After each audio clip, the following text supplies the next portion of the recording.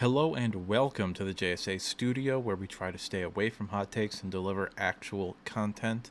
I'm your host as always, Nathan, and today we're going to be previewing 4 of my favorite matchups from this upcoming college football weekend. But before we get into that, I'm going to go ahead and remind you to subscribe and like the video. It really helps out if you do. The first game I'm going to be talking about here is actually a game that's being played tonight, and that's Illinois versus Kansas. I think this is a pretty interesting matchup, actually, between two programs that I believe are on the rise. Not necessarily to national prominence, but I do think for the first time, probably in my lifetime, I can see a future where these programs are consistently in bowl contention. Currently, Kansas is favored by 3 points, and the over-under for the game is set at 58 points, so not a particularly high-scoring game. That's not what they think is going to happen. So let's go ahead and jump into what I think is going to happen, starting off with Illinois. So Jalon Daniels for Kansas, their starting quarterback, who's actually pretty good, did not play last week. It was kind of a surprise that he wasn't able to go. We did know that he was injured, but he didn't end up playing. Kansas got the win anyway, so ultimately it wasn't that big of a deal. He's going to play this week, though, so he becomes the focal point of the Illinois defensive game plan. You have to contain him. If you allow him to run around and scramble, he is going to slice you apart. I mean, you could say that about a lot of quarterbacks in college football this year, but Jalon Daniels is actually, I think, better than most at doing that, at extending plays and creating outside of the structure of the offense. Offensively, Altmaier actually looked pretty good, I think. It wasn't spectacular or anything against Toledo, but I think he looked good. But I still want to see if he can sling the football. I want to see if he can throw the ball, if he actually needs to, because the running game really wasn't there last week, and that's what carried you offensively last year. So if you can have a quarterback that can throw the ball a little bit, which isn't something you particularly had last year, then I think you could balance out, at least potentially, the subpar run game that could plague you this year. I mean, it was only 1 week, but it was also against Toledo, a good MAC program. Like, that's a solid MAC program, but you still should have been able to do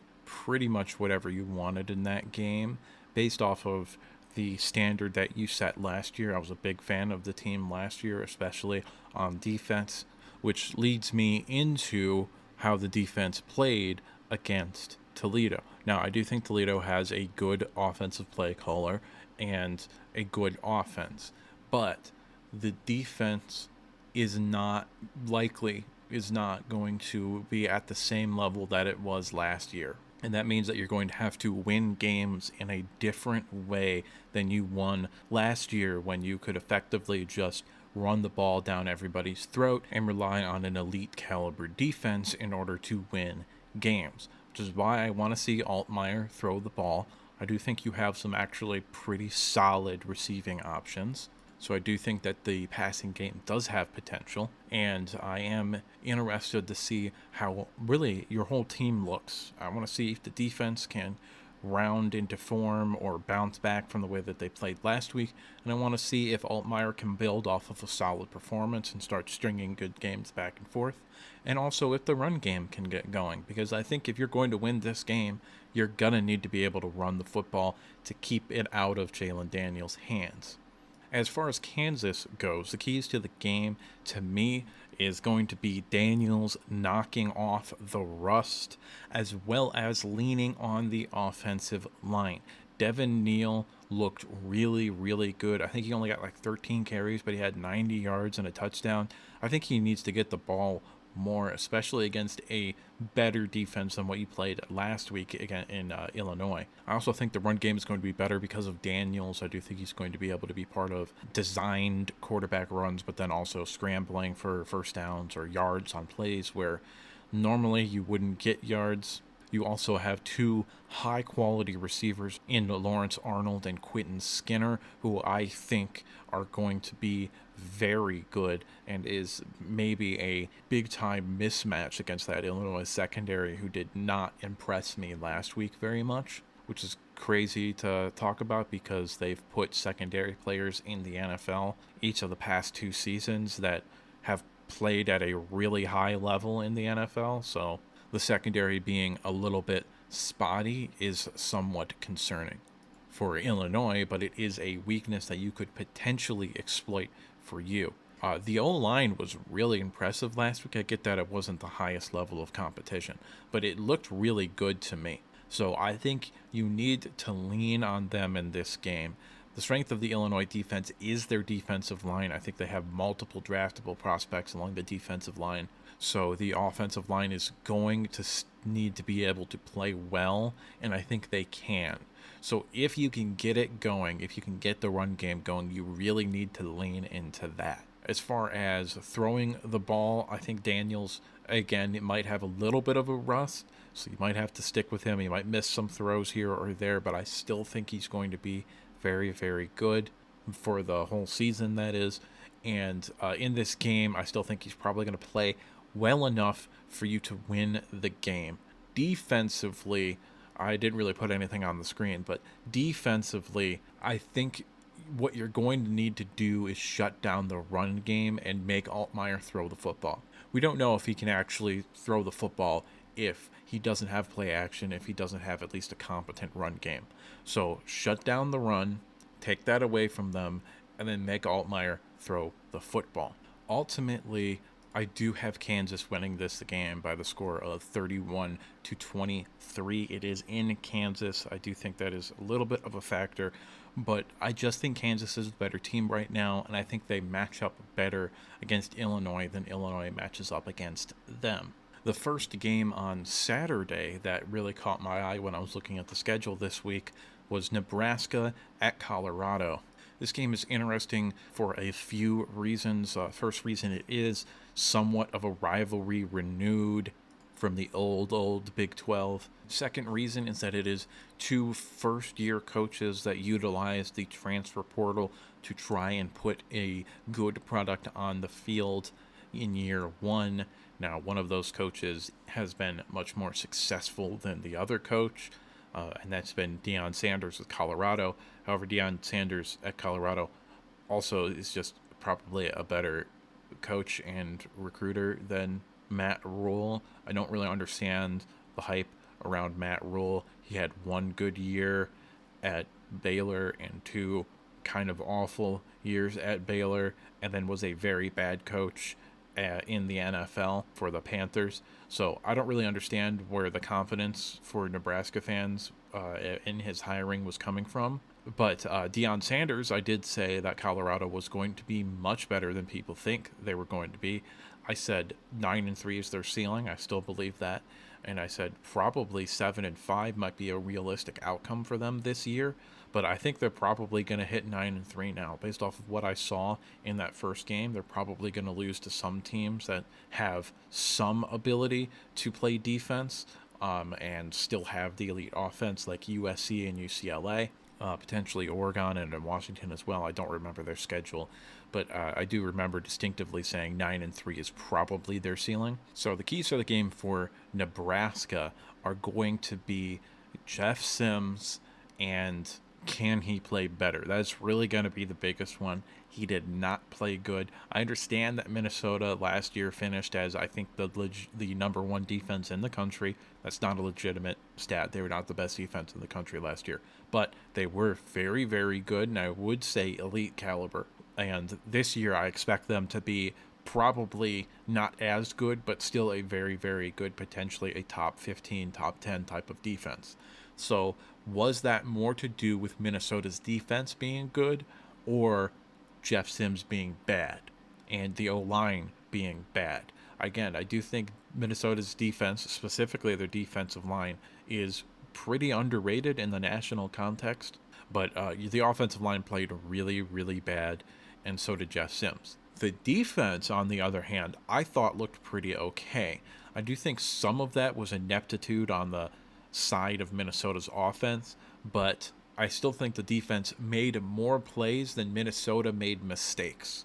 So I think that's a good way to look at it, where I do think this defense could actually be a positive for this team and something that you can rely on to at least limit most offenses that you're going to go up against this season.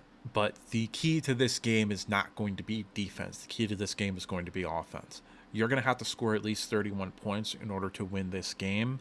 And the defense is probably, if they're good, like I think they have the potential to be, you're probably looking at keeping Colorado somewhere between 28 and 35 points of game. It might be 31, it might be 32, 34, etc.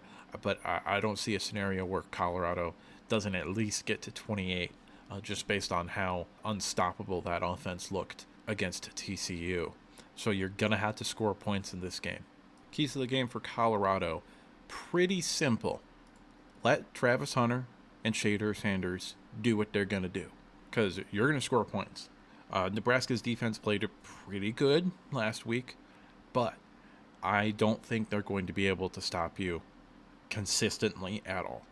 And the key to this game defensively is going to be get one stop. If you get one stop, then you'll be able to win the game by 3 or 7 points, because that's the kind of team that you have right now. The offense is elite. The defense is maybe one of the 10 worst in the country. This is a team that's like a 2010 Big 12 team where it's just offense, offense, offense, and the only way you're going to win the game is if it's 56-55. Except with the new rules, it's more like 44-45 because we're shaving off like 20 plays per game because of these new fucking rules that are stupid. The official prediction that I'm going with for this game is I have Colorado winning by the score of 42-24. I think Colorado is, right now, to me, in this moment in time, could be wrong, I don't think I am. Colorado is clearly the better football team than Nebraska.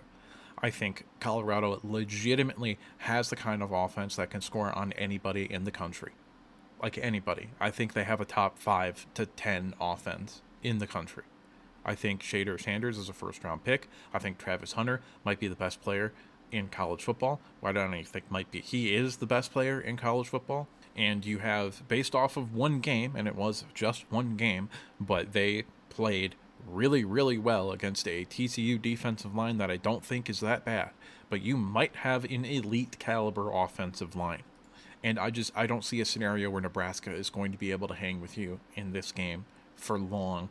I think it's likely turns into maybe a bit of a first half shootout. Maybe it's like, 21-17 at halftime, and then Colorado just can't be stopped, and Nebraska's inability to consistently put together drives is going to bite them in the second half, and this likely ends up with Colorado winning by multiple scores, in my opinion. The game that I'm going to be watching in the 3:30 time slot on Saturday is going to be UNLV versus Michigan. It is not the most interesting matchup of that time frame, but Michigan is my team, so I'm going to be watching them.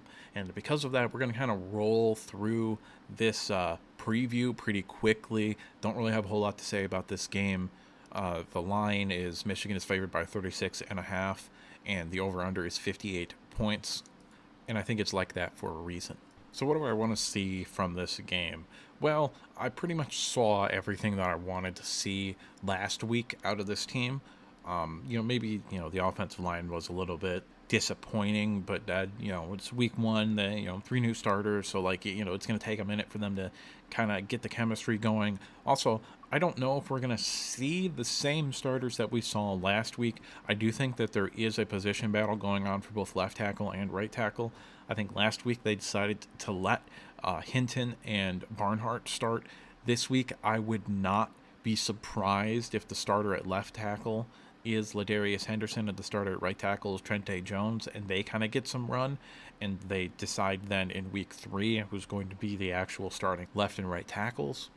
I do think UNLV is much worse than ECU, so I think probably we're not going to see the starters as long as we did last week. To be honest with you, I think probably either halfway through the third quarter or maybe even at halftime, you could start seeing backups get some significant run. So the backups that I want to see actually are Dangle and Orgy at the quarterback position. I do think Tuttle and maybe Warren are also going to get some reps, but I think he's really going to try to play the young guys in these next 2 games to get them some experience.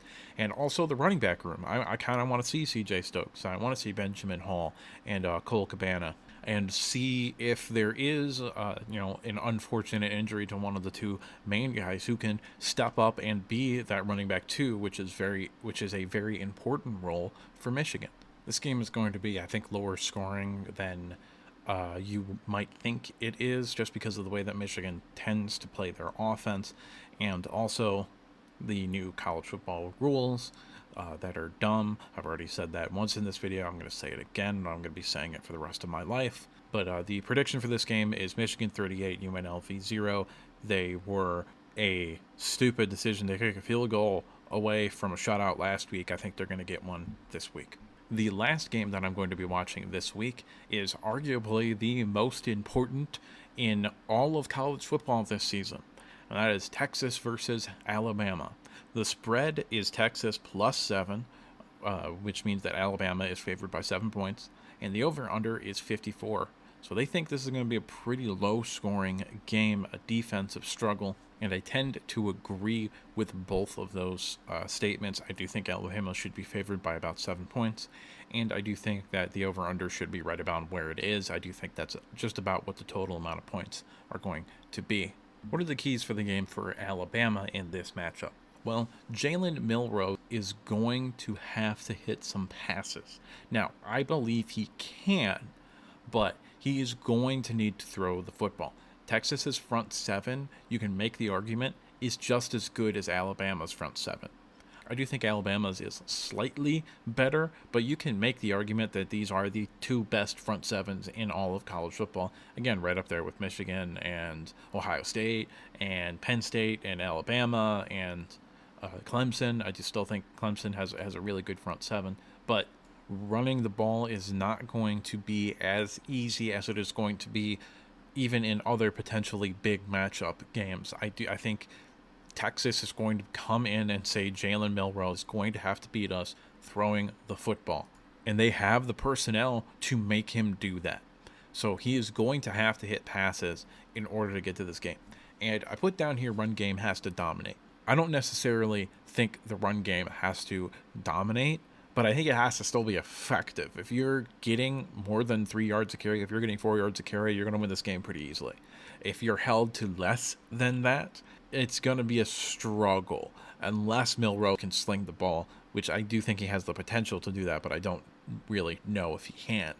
The next thing is injuries are somewhat going to be concerning, and that's going to be referring to the injuries to Moore and Key. From what I have been able to gather, Moore is likely to play, and Key, it's more 50-50 on whether he plays in this game or not. If they both play, that's major, because then you're not really going to have a weakness in your secondary that Steve Sarkisian can look to exploit, which is what happened against Tennessee last year. That's why you lost that game, was because they lined up Jalen Hyatt, who was the fastest player on the football field, against a defensive back that couldn't keep up with him, and they just ran down the field on you.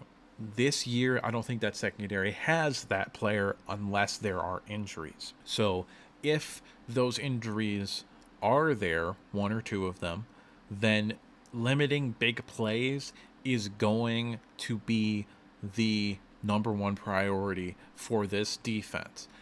I don't think Texas can move the ball consistently on you. The only way they're going to score is going to be through big plays. And if you can take away the run game, which is the only way they're going to be able to drive the ball on you, which I do think you'll be able to do. I don't think Texas's offensive line is good enough to compete with your defensive line. And you can take away the big plays, where the big plays aren't there to be had, then you're going to win this game pretty easily. And the final thing is, you have to, I've touched on it with a couple of other things, but you have to make Quinn Ewers beat you. I don't think he can. I wrote down on the screen, I'm not sure he can. I don't think he can. I have been banking on all of that natural talent, which he does have a lot of. He's one of the most talented quarterbacks in the country. I have been banking on that and saying this guy is going to turn into that top 10 quarterback prospect, maybe even secure QB3 in this upcoming draft. And I haven't seen it. I just haven't seen it. I didn't see it last year, and I didn't see it this last week. I don't think he can beat you throwing the football. I might be wrong, but I don't think he can. Texas, how would you win this game? What are the keys for the game? Bama's front seven is maybe the best in all of college football. I think right now they are the best in all of college football. So can your offensive line still be effective in both aspects of the game, whether that's running the ball or holding up in pass protection? And Alabama does potentially have some players out in their secondary. So you're going to need to be able to take advantage of that weakness, quote unquote, that they have there. Defensively, you have got to stop the run. You cannot allow them to get their running backs going and running all over the field for you. If you do that, this is going to be a long game. So you have to stop the run. Alabama's wide receivers are unproven. Jalen Milroe has not proven that he can throw the football. So you have to take away the run game and make Jalen Milroe beat you throwing the ball. The last key to the game, in my opinion, is Quinn Ewers and your 2 first-round caliber wide receivers in Worthy and Mitchell. They are going to have to play the best games of their life if you're going to beat Alabama. They need to be making plays after the catch. They need to be making contested catches. They need to be going deep and making big plays. Quinn Ewers needs to be able to navigate the pocket and extend plays and work outside of the structure of the offense. The running game, if it's there, that's cool. I don't particularly think even best case scenario hit, I think you're still probably rushing for less than 4 yards a carry. So it's really going to come down to Quinn Ewers and your ability to throw the football. Unfortunately, at least for Texas fans, I don't see you getting it done. I think Alabama is going to win this game pretty easily. I don't think it'll be a convincing win, and I don't think it'll be a win where people are all of a sudden going to say, oh, Alabama is back to being the perennial #1 team, like they're going to win the national championship every year. I don't think it's going to be that kind of win, but I do think they're going to win fairly convincingly. The final score, in my prediction, is Alabama 27, Texas 17. And unfortunately, that is all that I have for you today. So I'm going to go ahead and ask you to like the video if you liked the video, subscribe if you want to see more content like this, and if you disagree with me at any point in the video, or if you just have something to say, go ahead and drop a comment in the comment section down below. Let's just keep it civil. After all, what do I know? I'm just some asshole, and I'll see you next time.